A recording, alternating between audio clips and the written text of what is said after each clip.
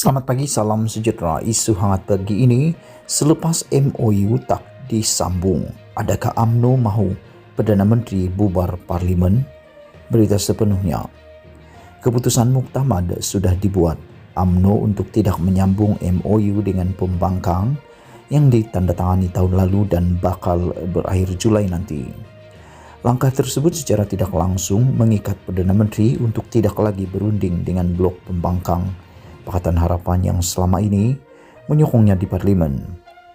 Ia terbukti apabila tiada usul tidak percaya pernah dibawa terhadap Datuk Seri Ismail Sabri Yaakob sepanjang sidang Dewan Rakyat. Tidak boleh dinafikan MOU tersebut memberi kestabilan terhadap kerajaan sedia ada dan Ismail Sabri berjaya mengelak daripada berdepan usul tidak percaya seperti yang didesak pembangkang sebelum ini terhadap kerajaan mantan Perdana Menteri Tan Sri Muhyiddin Yassin. Bagaimanapun MOU tersebut sebaliknya tidak memberi kelebihan kepada PH apabila penyokongnya sendiri sudah beralih sokongan kerana tindakan yang lebih rela untuk bersama kerajaan dipimpin UMNO.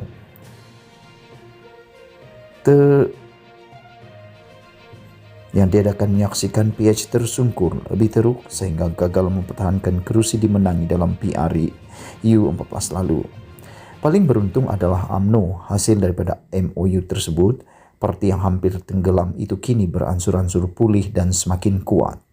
Malah, sekiranya diadakan PRU 15 dalam masa terdekat sekalipun, kemenangan besar dijangka menjadi milik mereka.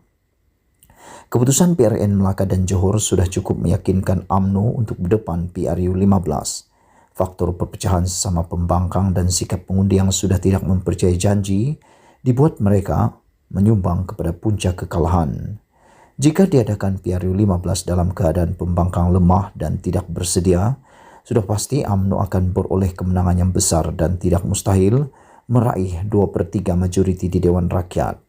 Dalam pada itu, satu-satunya jalan untuk membebaskan kluster mahkamah dalam UMNO yang sedang berdepan puluhan pertuduhan juga adalah menerusi PRU 15 kerana hanya dengan kuasa mutlak sahaja pendakwaan dapat digugurkan. Jika alasan mengadakan PRU 15 untuk kestabilan politik dan ekonomi, ia hanyalah sekadar rekaan cerita untuk mengaburi mata rakyat. Walhal realitinya, ia bertujuan untuk melepaskan semua pemimpin UMNO yang sedang berdepan pendakwaan di mahkamah ketika ini. Berbalik semula kepada MOU yang dimeterai dengan pembangkang dan kerajaan, apakah yang akan jadi selepas MOU tidak disambung? Ismail Sabri juga seakan-akan menerima bulat-bulat keputusan yang dibuat oleh MT UMNO. Malah kenyataannya sebelum ini yang seakan tunduk kepada keputusan dibuat partinya menimbulkan pelbagai spekulasi di kalangan ketua parti yang lain. Bagaimana selepas berakhir MOU tersebut? MT UMNO kembali bermesyuarat dan kemudiannya mengumumkan keputusan mendesak parlimen dibubarkan. Adakah ia bakal dituruti juga? Berdasarkan tindak tanduk awal, tidak mustahil Ismail Sabri juga akan mengikuti keputusan partinya. Kerana sebelum itu juga sudah patuh dengan keputusan parti tidak menyambung MOU dengan pembangkang. Presiden UMNO Datuk Seri Ahmad Zahid Hamidi berkemungkinan tidak akan berhenti mengatur langkah seterusnya. Bahkan beliau lebih bijak daripada cikgunya Datuk Seri Anwar Ibrahim yang dilihat tidak lagi berpengaruh dan berbisa semasa era reformasinya.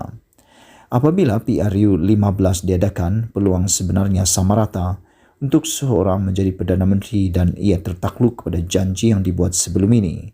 Malah Zahid juga mempunyai peluang untuk dilantik menjadi pemimpin nombor 1 negara.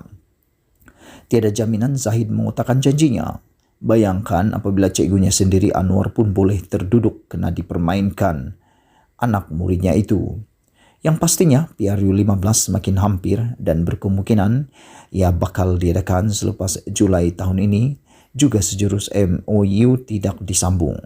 UMNO yang sedang kuat dan bernafsu untuk menang besar pasti tidak akan melepaskan peluang yang terhidang untuk meneruskan kemarahan sama seperti di Melaka dan Johor. Kemenangan di Melaka dan Johor bakal menjadi pemangkin kepada UMNO untuk meneruskan kemarahan dan meraih kemenangan dengan lebih bergaya pada PRU 15 nanti. Sekian isu hangat pagi ini. Jangan lupa tinggalkan komen anda, tekan butang subscribe dan kita jumpa lagi. Bye-bye.